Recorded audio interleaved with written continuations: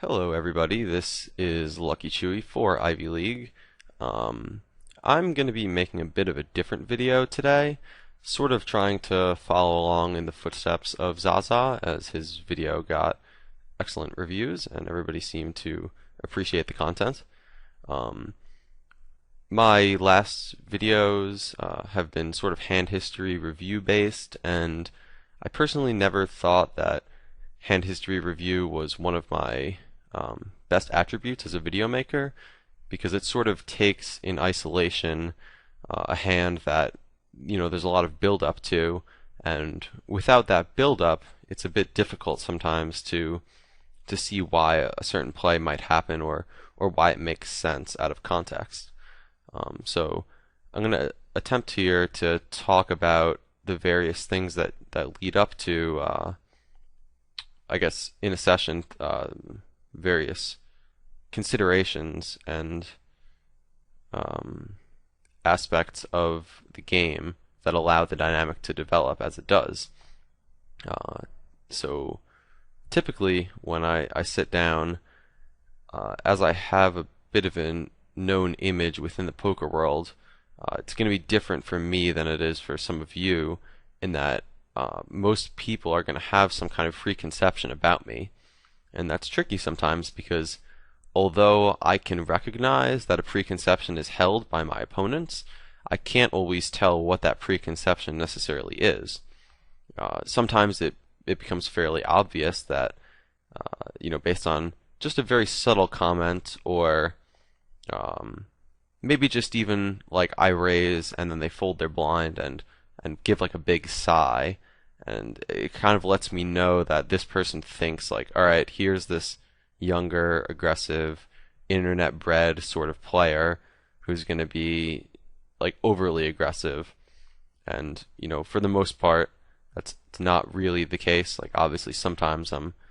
going to make some crazy plays, as we all are, when the time is right, but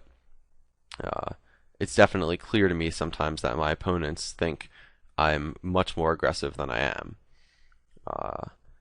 And at other times, against more aggressive opponents, they might think that I'm, tighter than I am, based on me folding for a couple of orbits. Especially in live poker, it's very easy to become deluded based on the recent occurrences, an orbit or two, even an hour or two, really. You're just not getting that many hands. It's very easy to go card dead, or just, not have any spots. And people can definitely get the wrong idea, which, so long as you're aware of the idea that's held, or being conveyed, that really allows you to get a better sense of how the dynamic is being shaped. Because personally, when I sit down, I don't like to have preconceptions. Naturally, though, and I'm going to reference live poker a bit, as it's more of what I've been playing lately, living in Vegas and whatnot.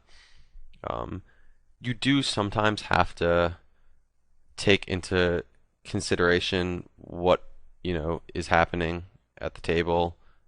and it is difficult to not make assumptions when sometimes an older guy is, he's playing somewhat tight, and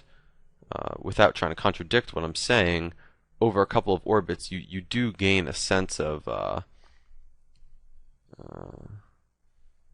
guess what I'm trying to say is your awareness allows you, if cultivated properly, to see how somebody might just approach the game of poker itself. And a lot of times, and I even realize this in myself, and I would consider it a leak to some degree, that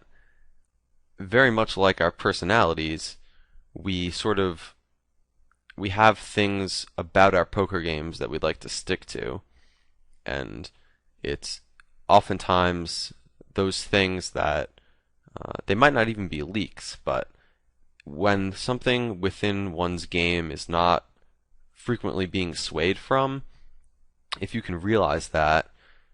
it definitely gives you a leg up, because if somebody has like a fallback play, like say somebody just always likes to check raise on ace high boards. It's not something that really happens that much anymore, but or paired boards maybe is a better example. It gives you a leg up knowing that somebody's bluff frequency is going to be very high when the board comes like 8-8-4, for example. So yeah, I definitely like to try to figure those things out about people, and it is a very fine line, and it's quite tricky because you don't want to just see a certain play and assume that that is something this person always does. But if something is occurring with a high enough frequency over the course of a small period of time, sometimes you just kind of can tell this is, like I said, a fallback play, like a comfortable spot that somebody enjoys being in. You know, check raising paired boards against some players is going to be quite profitable if they don't continue without, X% of their range. So yeah, that's off the bat something I'm trying to look for in my opponents.